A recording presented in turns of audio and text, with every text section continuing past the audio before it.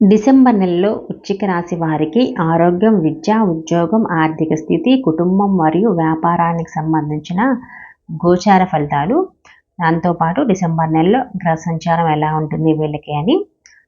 వృశ్చిక రాశి రాశి చక్రంలో 8వ రాశి. ఇది రాశి యొక్క 210 నుంచి 240 డిగ్రీల వరకు కలిగి ఉంటుంది. విశాఖ నక్షత్రం 4వ పాదం, అనురాధ నక్షత్రం 4 పాదాలు, జ్యేష్ఠ నక్షత్రం 4 పాదాల కింద జన్మించిన వ్యక్తులందరూ కూడా మనకి వృశ్చిక రాశి పరిధిలోకి వస్తారు. ఈ రాశి అధిపతి కుజుడు. ఇక గ్రహ సంచారం ఎలా ఉంటుంది అంటే డిసెంబర్లో సూర్యుడు మీ రాశి నుండి 10వ ఇంటి అధిపతి అయిన సూర్యుడు ధనుసు రాశి 2వ ఇంటికి డిసెంబర్ 15న ఆదివారం నాడు వృశ్చిక రాశి లగ్నం 1వ ఇంట్లో ప్రవేశిస్తాడు. బుధుడు మీ రాశి నుంచి 8వ మరియు 11వ ఇల్లు అధిపతి అయిన బుధుడు వక్రగతుడై వృశ్చిక రాశి 1వ ఇల్లులో ఈ నెల మొత్తం కూడా సంచరిస్తాడు. శుక్రుడు మీ రాశి నుండి 7వ మరియు 12వ ఇల్లు అధిపతి అయిన శుక్రుడు డిసెంబర్ 2 సోమవారం నాడు ధనుస్సు రాశి 2వ ఇల్లు నుండి మకర రాశి 3వ ఇల్లుకి మారతాడు. ఆ తర్వాత డిసెంబర్ 28 శనివారం నాడు కుంభరాశిలోకి మారతాడు. కుజుడు మీ రాశి నుండి 1వ మరియు 6వ ఇల్లు అధిపతి అయిన కుజుడు తన నీచ రాశి అయిన కర్కాటక రాశిలో 9వ ఇంట్లో ఈ నెల మొత్తం కూడా ఉంటాడు. గురుడు మీ రాశి నుండి 2వ మరియు 5వ ఇల్లు అధిపతి అయిన గురువు వృషభ రాశి 7వ ఇల్లులో ఈ నెల మొత్తం కూడా ఉంటాడు. శని మీ రాశి నుండి 3వ మరియు 4వ ఇల్లు అధిపతి అయిన శని కుంభరాశి 4వ ఇంట్లో ఈ నెల మొత్తం కూడా సంచరిస్తాడు. ఇది కుటుంబ సంబంధాలు, స్థిరత్వం మరియు ఆర్థిక వ్యవహారాలకు మద్దతు ఇస్తుందన్నమాట.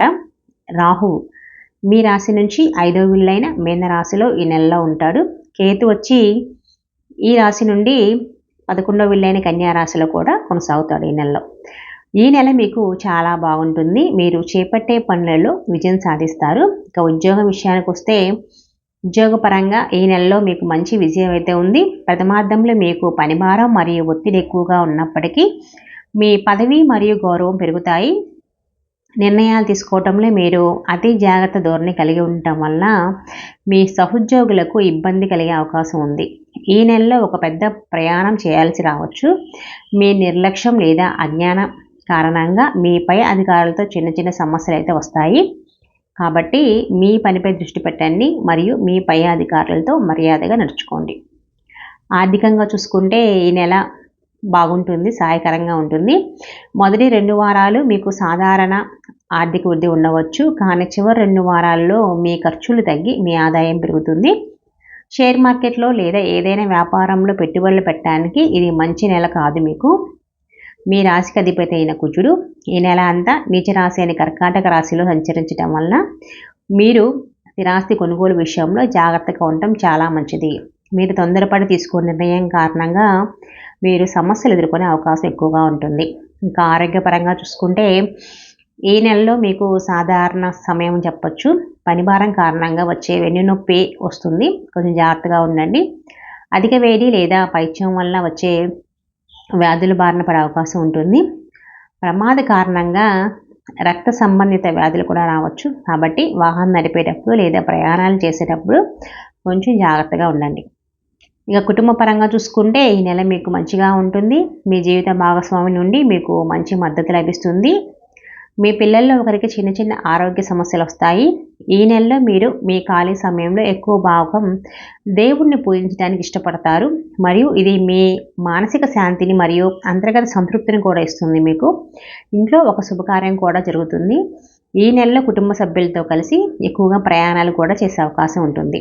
ఇంకా వ్యాపార విషయానికి వస్తే వ్యాపారస్తులకు లేదా స్వయం ఉపాధి పొందుతున్న వారికి ఈ నెలలో మంచి సమయము.